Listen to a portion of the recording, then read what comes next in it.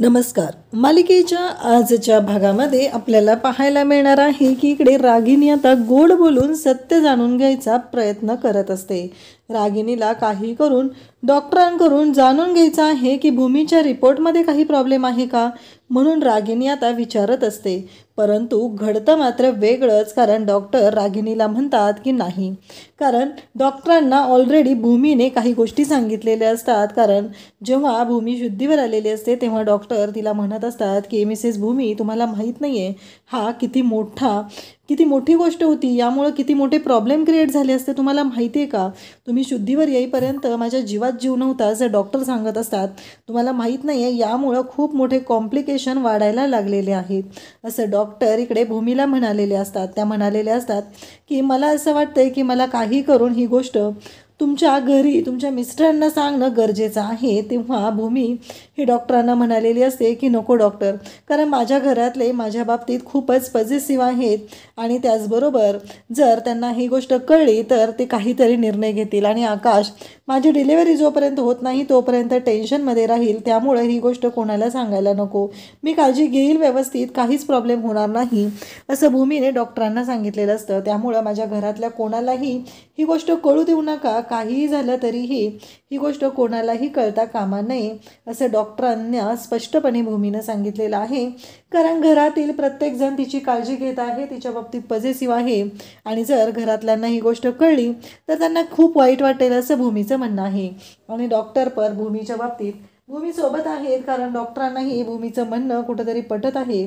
Doctor म्हणत आहेत की ठीक आहे, काळजी करू नका, मी आहे तुमच्यासोबत, मी नाही सांगणार कोणाला, पण जर तुम्ही व्यवस्थित काळजी घेतली नाही तर मात्र मला माझा विचार बदलावा लागेल असं डॉक्टरांनी ठामपणे भूमीला सांगितलेलं असतं.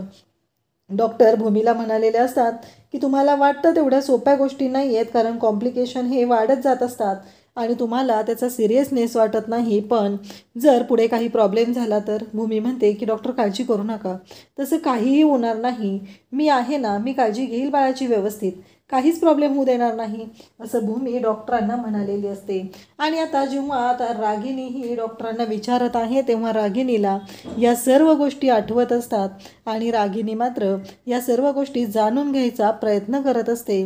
आणि डॉक्टरांना मात्र भूमीने ऑलरेडी सावध केलेलं असल्यामुळं डॉक्टरांनी या सर्व गोष्टी ज्या आहेत त्या खूपच इझिली हँडल केलेल्या असतात. आणि डॉक्टर मग भूमीला म्हणालेले असतात की मग मी काय सांगू त्यांना, हा प्रश्न जेव्हा भूमीला डॉक्टरांनी विचारलेला असतो तेव्हा भूमी डॉक्टरांना म्हणालेली असते की डॉक्टर, तुम्ही त्यांना हे सांगू शकता की हार्मोनल चेंजेसमुळं वगैरे अशा गोष्टी होऊ शकतात. तेव्हा भूमीचं म्हणणं डॉक्टरांनी ऐकलेलं आहे आणि डॉक्टर भूमीला म्हणालेले आहेत की काळजी करू नका, मी पण तुमची ही गोष्ट आहे ती सेफ ठेवेल, पण जर यानंतर काही प्रॉब्लेम झाले तर मला ही गोष्ट तुमच्या नवऱ्याला सांगावी लागणार आहे असं डॉक्टरांनी स्पष्टपणे भूमीला सांगितलेलं असतं. कारण डॉक्टरांना पण तेवढीच काळजी वाटत आहे, कारण भूमीच्या घरी जर ही गोष्ट कळली नाही तर जेव्हा कधी ही गोष्ट भूमीच्या घरी कळेल तेव्हा मात्र हे सगळं डॉक्टरांवर येऊ शकतं, डॉक्टरांना सगळेजण जाब विचारू शकतात, म्हणून डॉक्टर त्यांच्या बाजूने सेफ राहण्यासाठी प्रयत्न करत असतात. पण भूमीने त्यांना स्पष्टपणे सांगितलेलं आहे की मी काळजी घेणार आहे, मी बाळाचीही काळजी घेणार आहे आणि मी माझ्या स्वतःचीही काळजी घेणार आहे.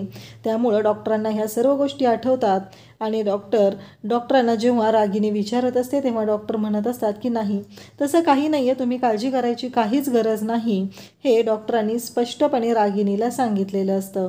आणि रागिनी मात्र आता शांत होते, पण रागिनीच्या मनाचं समाधान मात्र झालेलं नसतं, कारण रागिनी एवढी साधी नाही आहे की तिला कोणी गंडवलं तर ती गंडायला, कारण ती खूपच चालाक आहे. रागिनी म्हणत असते की आत्तापर्यंत इतके चेहरे वाचण्यात माझं आयुष्य गेलेलं आहे आणि हे डॉक्टर सहजपणे मला खोटं बोलते, ही गोष्ट मला कळत नाही आहे, तिच्या चेहऱ्यावरूनच मला स्पष्टपणे कळलेलं होतं की नक्कीच काहीतरी प्रॉब्लेम आहे, ही गोष्ट मात्र इकडे रागिनी बोलत असते.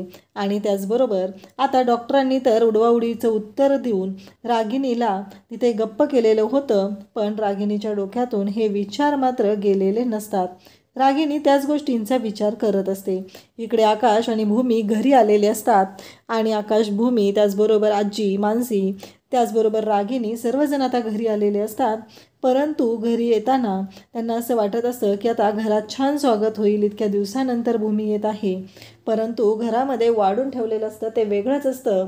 पौर्णिमा घरी असते आणि निलंबरी.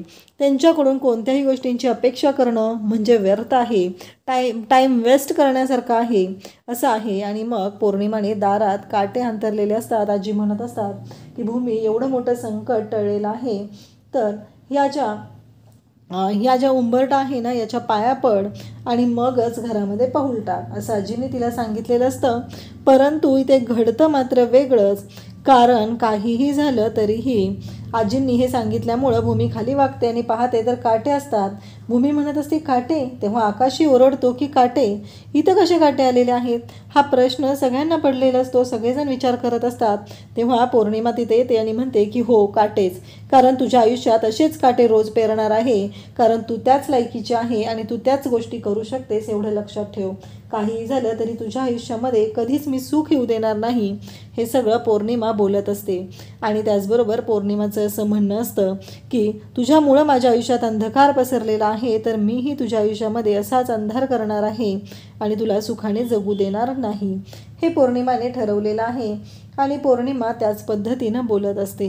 इकडे आपल्याला पाहायला मिळतं की जेव्हा भूमी आकाश आलेले आहेत, आकाशला खूप राग आलेला आहे आणि आकाश म्हणतो की तुला ना या घरातच ठेवलं नाही पाहिजे, कारण तुला या घरात ठेवलंय ना, तीच माझी चूक झालेली आहे. तू आत्ताच्या आता या घरातून बाहेर व्हायचं आहे. हे घर माझं आहे आणि माझ्या घरामध्ये राहण्याचा अधिकार तुला नाही, या भाषेमध्ये आकाश बोलत असतो.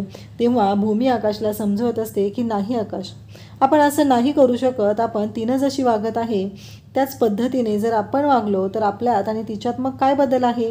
आता भूमी तिचं तत्त्वज्ञान सांगत असते. आकाश अगदी बरोबर करत आहे, पण भूमीला मात्र ऐकूनच घ्यायचं नसतं. भूमीला तिचंच म्हणणं खरं करायचं असतं आणि भूमी त्याच पद्धतीनं बोलत असते. भूमी म्हणत असते की काहीही झालं तरीही एक महत्त्वाची गोष्ट आहे की तिनं कितीही चुकीचं वागली तरी आपण माणुसकी सोडलेली नाही. आपण माणुसकी जपून आहोत, माणुसकी धरून आहोत, म्हणून आज ती या घरात आहे, एवढं लक्षात ठेव आकाश. कारण काही असलं तरीही ती किती नीच दर्जाची आहे हे आपल्याला चांगलंच माहिती आहे, हे आकाशला भूमी सांगत असते. कारण आकाश आणि भूमी दोघंही आता एकत्र आलेले आहेत. आजी म्हणत असतात की मानसी घरात जा आणि भूमीची दृष्ट काढायची आहे, त्यासाठी मीठ मोहरी घेऊन ये. कारण आत्ता हे सगळं जे काय आहे ते पौर्णिमा अशाच पद्धतीनं वागणार आहे, हे आपल्याला माहिती आहे. आणि भूमीला मात्र खूप राग आलेला असतो. भूमीला आता जाणवत असतं की ते धूप असतं, त्याच्यामध्ये काहीतरी मिक्स केलेलं होतं, म्हणून भूमीला एवढा त्रास झालेला होता. आणि मग भूमी डायरेक्टली पौर्णिमाच्या समोर जाते आणि तिला विचारू लागते की मला आत्ताच्या आत्ता सांग की त्या धुपामध्ये काय मिक्स केलं होतं. आणि मला माहिती आहे की हे सगळं तूच मिक्स केलेलं होतं, याबद्दल मला खात्री आहे, असं भूमी बोलत असते. तेव्हा इकडे पौर्णिमा म्हणत असते की मी काहीही मिक्स केलेलं नाही, तू माझ्यावरती नसते आरोप करू नकोस. तेव्हा मात्र भूमी म्हणत असते की पौर्णिमा, मला माहिती आहे तूच मिक्स केलेलं आहे. तेव्हा पौर्णिमा म्हणत असते की मी काही मिक्स केलेलं नाही आहे, मला पाटीत खंजीर खुपसायची सवय नाही आहे, तर मी जे काय बोलायचं आहे ते स्पष्टपणे करत असते. आणि आत्ता बघितलं ना, तुझ्या आयुष्यात मला काटे पेरायचे आहेत, तर मी डायरेक्टली समोरासमोर केलेले आहेत. मला समोरासमोरच वार करायला आवडतं, मी त्याच पद्धतीनं सर्व गोष्टी करत असते. इकडे आपल्याला पाहायला मिळतं की रागिनी म्हणत असते की जाऊ दे भूमी, जाऊन तू आराम कर, तिच्या नको नादी लागू, ती काही सुधारणार नाही, तिच्यात काही बदल होणार नाही, ती अशीच असणार आहे, त्यामुळं तिच्या नादी लागण्यात अर्थच नाही, असं ती सांगत असते. आणि आकाश भूमीला घेऊन आजीकडे जात असतो, कारण आजीने मीठ मोहरी आणून तिची दृष्ट काढायचं ठरवलेलं असतं. आणि मग आजी ही भूमीची दृष्ट काढत असते. ज्या गोष्टी घडत असतात त्या खूप विचित्र असतात आणि त्या गोष्टींमुळं एवढा त्रास झालेला असतो, सगळेजण घरातले डिस्टर्ब झालेले असतात. पण इकडे पौर्णिमाचं मात्र वेगळंच कारस्थान सुरू असतं.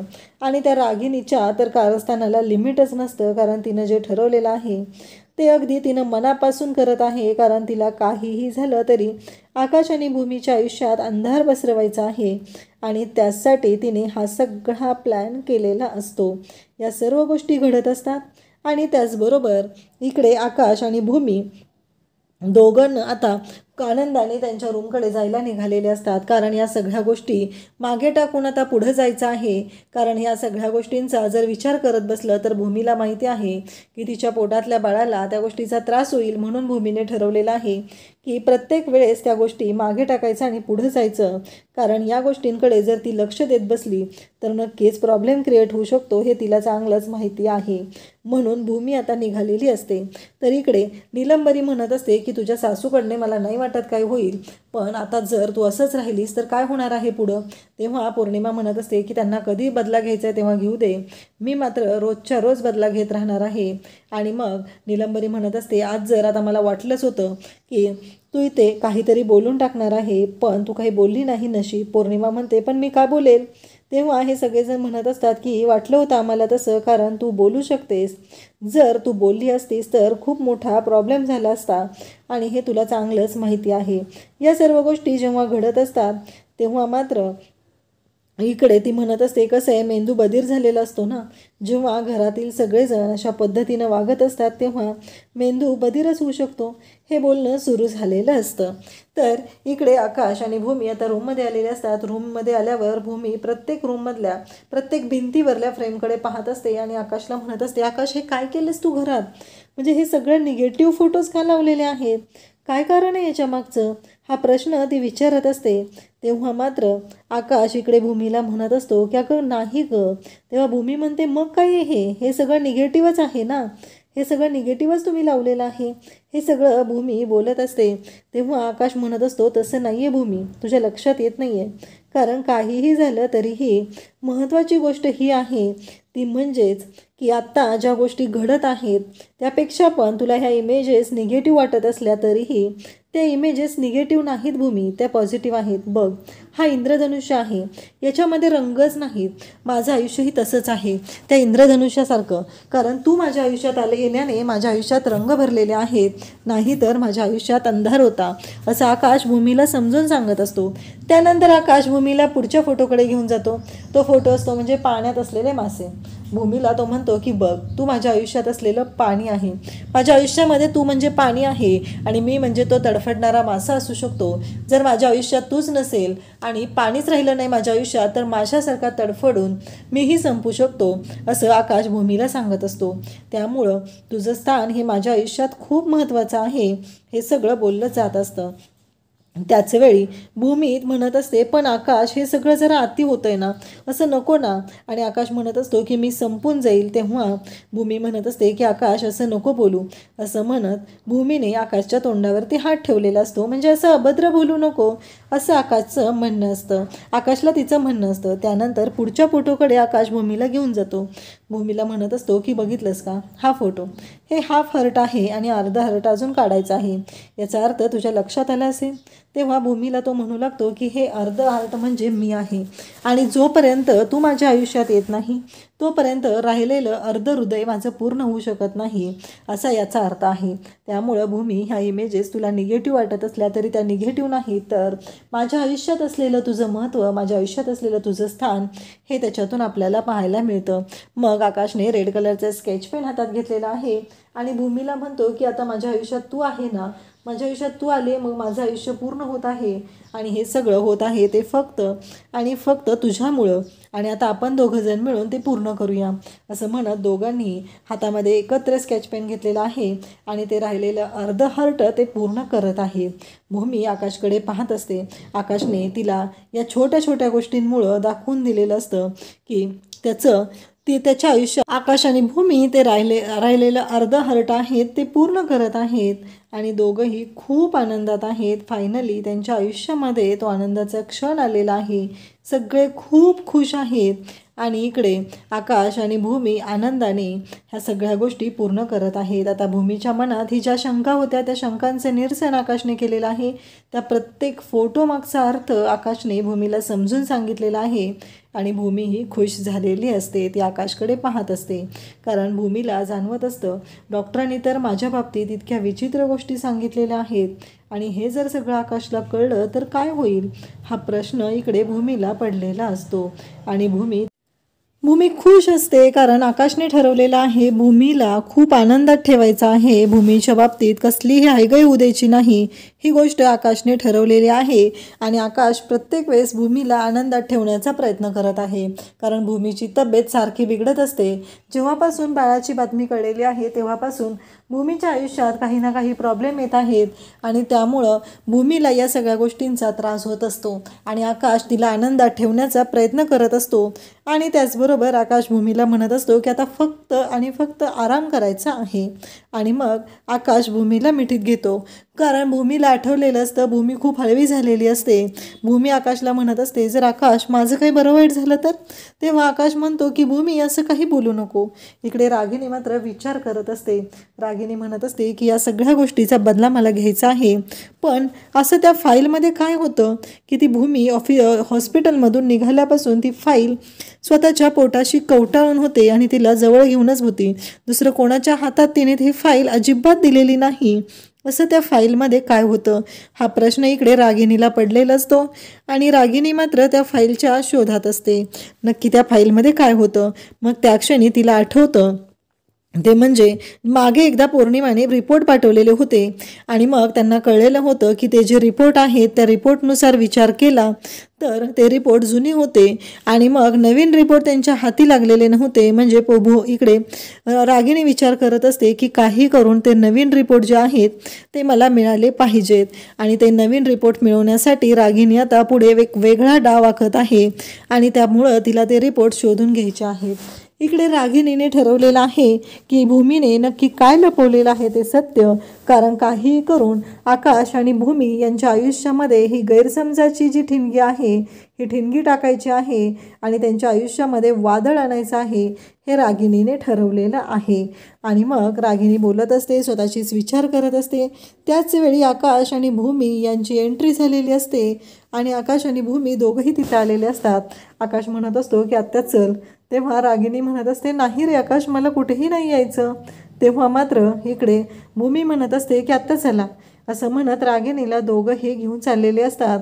रागिनीला म्हणत असतात की चल. रागिनीला घेऊन निघालेले आहेत. रागिनी मात्र शांतच असते. रागिनीला म्हणत असतात की आजपासून या रूममध्ये राहा. आणि त्याचबरोबर रागिनी म्हणत असते, नाही रे, मी तुम्हाला सांगितलेलं आहे की मला रघुच्या रूममध्ये का राहायचं आहे, मग तुम्ही मला जबरदस्ती नका करू. असं ते दोघंजण बोलत असतात. आणि तेव्हा मात्र इकडे आकाश आणि भूमी दोघंही म्हणत असतात की नाही, आत्ता आमच्यासाठी जी गोष्ट केलेली आहे ती खूपच लाख मोलाची आहे, असं बोललं जात असतं. आणि त्याच वेळी इकडे आकाश म्हणत असतो की आम्ही एक तुला मदत म्हणून करत आहोत, तर तू प्लीज ऐक, आमचं कर्तव्य म्हणून आम्ही करत आहोत. रागिनी ऐकायला नसते तयार. तेव्हा भूमी म्हणत असते की हो.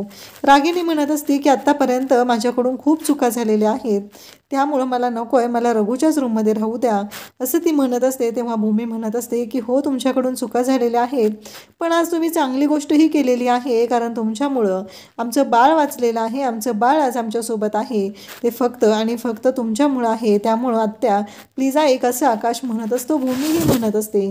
आणि इकडे आकाश आणि भूमी अगदी त्या रागिणीच्या प्लॅनमध्ये पूर्णपणे अडखत चाललेले असतात. त्यांना कधी स्वप्नातही वाटलं नव्हतं की रागिणीच्या मनात काय चाललेलं आहे. आणि आता रागिणीला जे हवं असतं ते रागिणी म्हणालेली असते की त्या सर्व गोष्टी हे दोघंजण स्वतःहून मला देणार आहेत.